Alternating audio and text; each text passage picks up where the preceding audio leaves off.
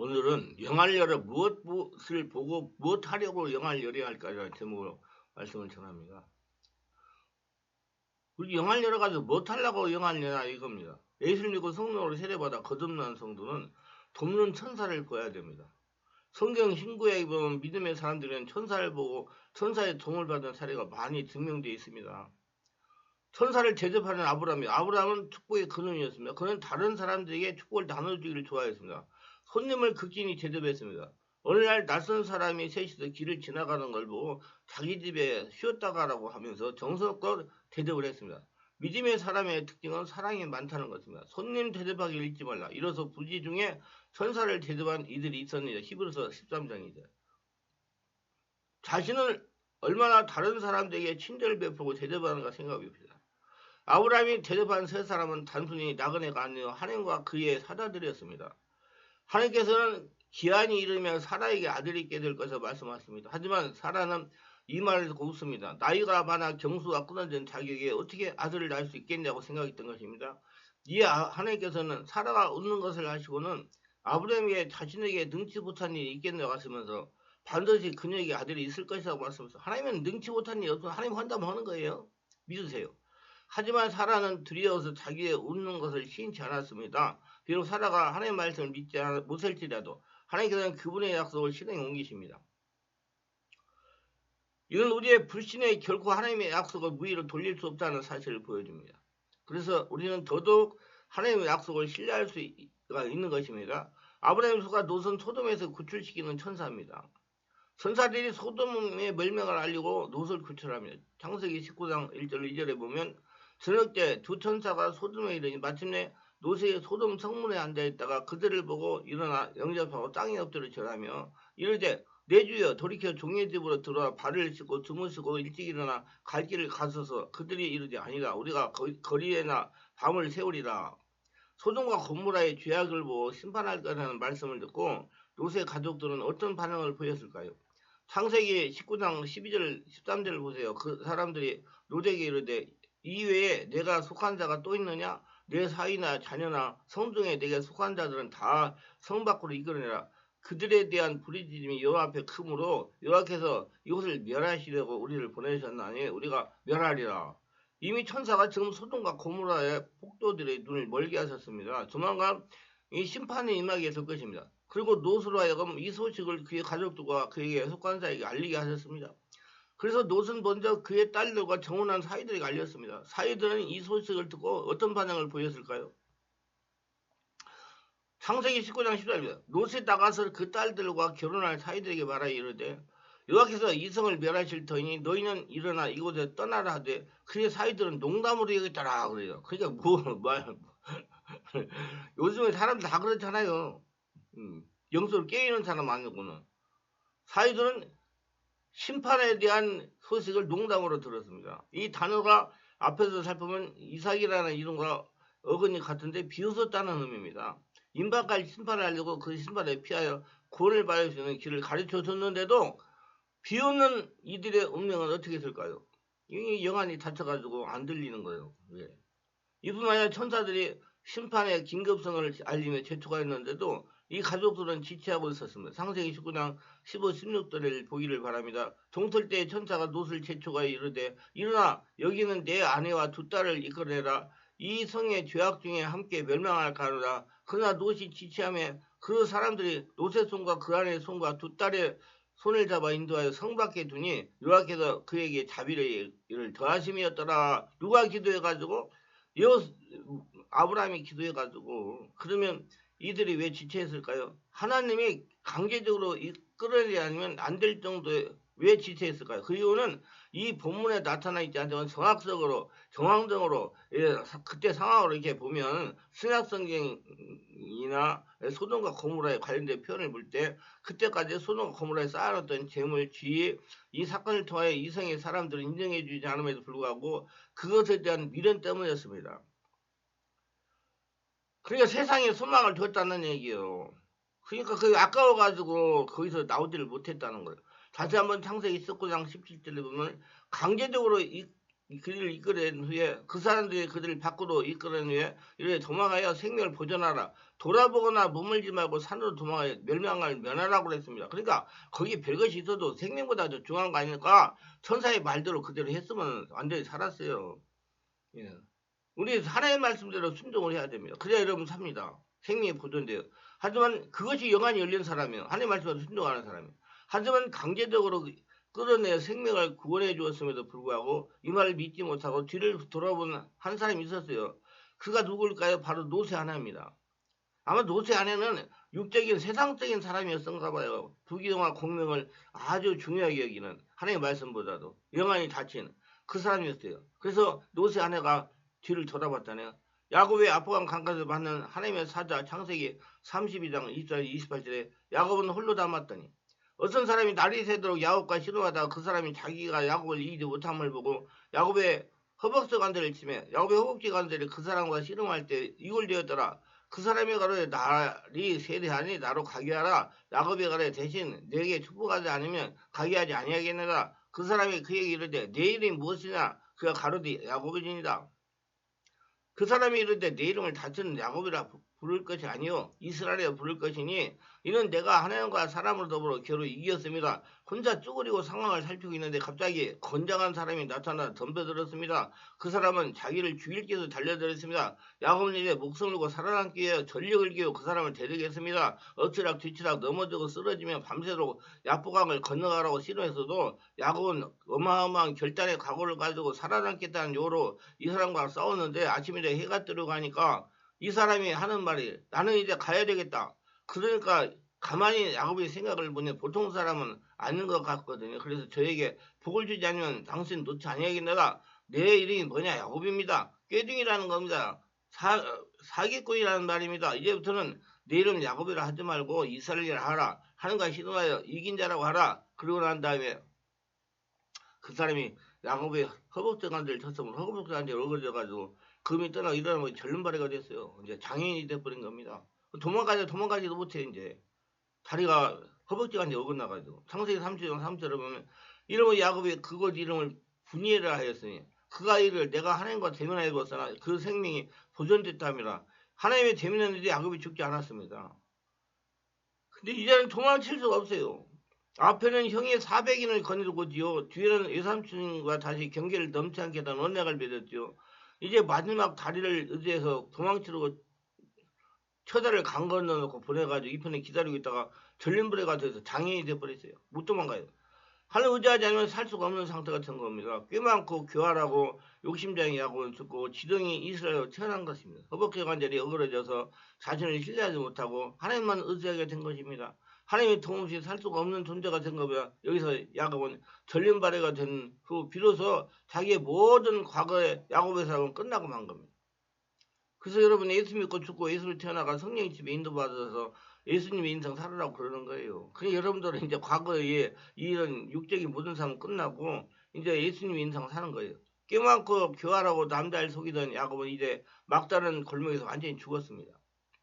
지령이 이스라엘이 되었어요. 이제는 눈이 있어도 보지 못하고 귀가 있어도 듣지 못하고 마음이 있어도 생각할 수 없습니다. 형이 와도 도망칠 수 없어요. 이제 그가 의지할 것은 오직 하나님밖에 남아있지 않았습니다. 공격 수단도 방어 수단도 오직 하나님만 의지하고 그는 쩔뚝거리면서 앞서 강 건너 갔던 처자들 맨 앞에 자기가 서서 형을 향하여 형을 만나기 위해 나갑니다. 그럴 때 하나님께서 말씀하신 게 무엇입니까? 너 지뢰 같은 야곱아 내가 너를 도우리라. 할렐루야. 이제 자기를 스스로 도울 길이 전혀 없습니다. 여러분도 하나님이 지금 여러분 도우고 계시다는 걸 믿으시기 바랍니다. 하나님이 도와주지 않으면 단칼에 무기 날아가고 자기의 20년 동안 속에서 모은 재산과 처자는 다 잃어버리게 될 것입니다. 창세기 33장 1절로 4절에 보면 야곱의 눈을 떠보니 에서가 400인을 거느리고 오는지라. 자식들을 나누어 레아와 라헬과 두 여종에게 맡기고 여종과 그 자식들은 앞서 두고 레아와 그 자식들은 다음에 두고 라헬과 요셉은 뒤로 두고 자기는 그들 앞에서 나가되 몸을 7번 땅에 굽하며 그 형 에서에 가까이 하니 에서가 달려와서 그를 맞아서 안고 목을 어금맞기고 그와 입 맞추고 피차 운이라 그랬어요. 야곱의 기도 앞에 형이 20년 원한이 눈이 녹아버린 것입니다. 형이 보니까 자기 장자의 축복을 가져가서 20년 만에 만났는데 장애인이 돼가지고 머리는 산발하고 걸어오니까 얼마나 불쌍했겠어요. 그러니까 불쌍한 마음으로 줘가지고 끌어안고 울어버리고 끝난 거예요. 근데 야곱 에서는 야곱이 자기 장자의 축복을 가져갔기 때문에 백말 타고 아주 이렇게 올 줄 알고 400인까지 거들고 왔는데 보니까 아이고 눈은 머리는 산발이고 다리는 쩔뚝거리고 장애인 되고 이거 뭐 한 주먹 감도 안 되니까 그렇게 된 겁니다. 예, 왜? 예수는 육의 사람이기 때문에. 근데 그 야곱의 그 속에는 지금 야곱과 함께하는 하나님이 계세요. 그는 야곱의 하나님이 함께 하신단 말이에요. 그걸 예수가 봤어야 되는데 예수가 유기농만 있어가지고 불쌍한 것만 봐가지고 이제 끝나버린 거예요. 그래서 안고 울은 겁니다. 성도는 돕는 천사를 보아야 됩니다. 예수가 성령으로 세례받아 거듭난 성도는 돕는 천사를 보아야 됩니다. 여러분 천사가 돕는 자가 되시기 바랍니다. 우리 교회를 오시는데 사당에 14번 틀교 내려오면 일직선으로 쭉 오는 게 아니라 좀 이렇게 좀 틀어진 곳도 있어요. 어떤 분들은 뺑글뺑글 돌아가지고 굉장히 고생을 많이 해요. 다 귀신들이 눈을 가려가지고 그래요. 그건 맞는 얘기예요. 저는 맞는 얘기. 그런 분들은 정말 조심해야 되고 많이 치료를 받아야 됩니다. 근데 어떤 분은요, 사람이 딱 데리고 여기까지 인도해주고 가는 사람이 있어요. 있습니다. 많습니다. 얼마 전에도 그렇게 여기까지 데려다 줬다고 그러더라고요. 어디로 가야 되니까 물어봐가지고 자기 따라오라고 해가지고 인도해 줬다고 그래요. 이게 천사예요. 이거 돕는 천사. 지금은 사람 천사입니다. 일부 성도들이 귀신을 보면 영안이 열린 것을 오해하는데 성도는 귀신만 보면 안 됩니다. 자신을 돕는 천사를 봐야 돼요. 저는 종종 저를 돕는 천사를 봅니다. 작년 4월 교회 내부 공사를 해요. 하늘이 깨끗하게 정리했어요. 그런데 강단 앞을 정리하다가 앰프선이 잘못 건드려가지고 앰프에 문제가 생겨 뻑뻑 이상하면서 이상한 소리 나는 겁니다. 아무리 고장산 선을 찾으려고 해도 찾지를 못했어요. 당장 내일이면 주일 예배를 드려야 되는데 어떻게 하냐고 강단에서 기도하는데 제 앞에 남자 천사 한 명하고 여자 천사 한 명이 강단으로 올라오는 겁니다. 여자 천사는 걸려가지고 강단에 이곳저곳을 닦고 있습니다. 남자 천사는 앰프선을 따라갔다가 갔다가 그런 거죠. 그러면 둘이 다 내려가는 것입니다. 저에게 앰프를 작동해보려는 감정이 오는 것이요. 앰프를 작동해보니까 이상한 소리가 나지 않고 맑은 소리만 나오는 겁니다. 제가 느낀 것이 목회는 단일 목회자가 하는 것이 아니고 성령께서 목회를 하시는 것이라는 걸 새삼 이렇게 체감했습니다. 저는 부목사고 성령님이 단일 목회자라는 거예요. 예수님 믿고 성령 거듭난 성도는 돕는 천사를 보아야 됩니다. 저도 영물이나 귀신들을 보면 모두 치유할 때 보이면 치유할 때 잠깐 보여요. 그러면 저는 안 맞다고 그냥 성령 역사 일으킵니다. 뭐라고 말 안 합니다. 그럼 저는 모두 성령 역사로 몰아내죠. 성령 역사 일하면 다 도망가요.